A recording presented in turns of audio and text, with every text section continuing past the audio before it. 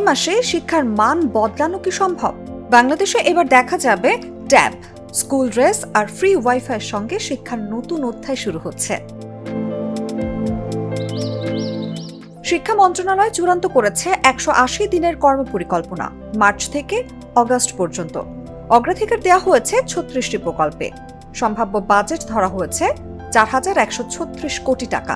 লক্ষ্য একটাই, স্বল্প সময়ে চমক দেখানো এবং দীর্ঘমেয়াদে টেকসই শিক্ষার পথ তৈরি।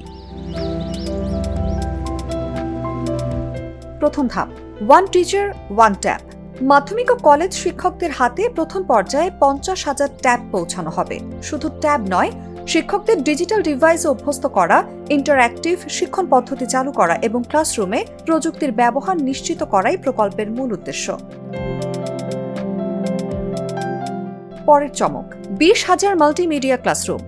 শিক্ষামূলক ছবি, ভিডিও, ডকুমেন্টারি ও অনলাইন কন্টেন্ট ব্যবহার করে সাধারণ পাঠ্য পদ্ধতির পরিবর্তে শিক্ষাকে আনন্দময় করে তোলা হবে। আরও বড় চমক, 1,500 শিক্ষা প্রতিষ্ঠানে ফ্রি ওয়াইফাই। শিক্ষক শিক্ষার্থী বিনামূল্যে ব্যবহার করতে পারবে। স্কুলে কমন রুমে, কলেজে ক্যাফে ও লাইব্রেরিতে সংযোগ থাকবে। ডিজিটাল বৈষম্য কমানো এবং গবেষণাকে সহায়ক করা এই উদ্যোগের উদ্দেশ্য। সামাজিক সমতার উদাহরণ হিসেবে রয়েছে বিনামূল্যে স্কুল ড্রেস। প্রথম পর্যায়ে প্রতিটি উপজেলা ও মহানগরে 3টি করে 1,800 স্কুলে বিতরণ। ঝরে পড়া কমাতে এবং সামাজিক বৈষম্য কমাতে শিক্ষার্থীদের জন্য এটি একটি বড় চমক। স্বল্পমেয়াদী চমক ছাড়াও টেকসই উদ্যোগ রয়েছে। শিক্ষা সংস্কার কমিশন গঠন, জিডিপির 5% শিক্ষায় বরাদ্দ, বিশেষ চাহিদা সম্পন্ন শিক্ষার্থীর জন্য অবকাঠামো উন্নয়ন এবং নারী শিক্ষার্থীর নিরাপদ পরিবেশ নিশ্চিত করা।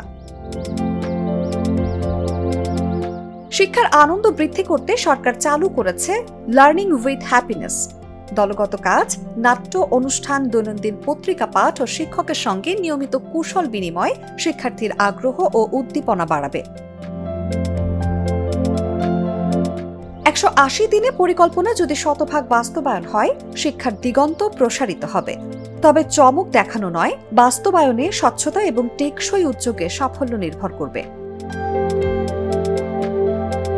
নিউজ ডেস্ক, জাগো নিউজ। 200-র বেশি সার্ভিস ও ফিচারে লেনদেনের সব বিকাশ অ্যাপে সম্ভব।